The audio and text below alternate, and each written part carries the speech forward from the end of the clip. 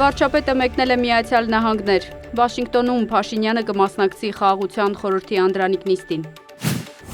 Հույս ունեմ Հայաստանի և Ադրբեջանի միջև խաղաղության համաձայնագիրը շուտով կստորագրվի։ Հունաստանի նախագահ։ Ռուսաստանը քիչ հավանական է համարում հայկական երկաթուղիների կառավարման փոխանցումն այլ երկրի։ Զախարովա։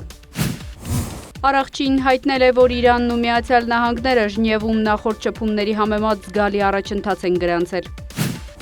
Միացյալ Նահանգները կարող է ռազմական ուժ կիրառել, եթե Իրանի հետ բանակցությունները փակ ուղի մտնեն։ Վենս։ Միացյալ Նահանգները սպառնացել է դուրս գալ միջազգային էներգետիկ գործակալությունից։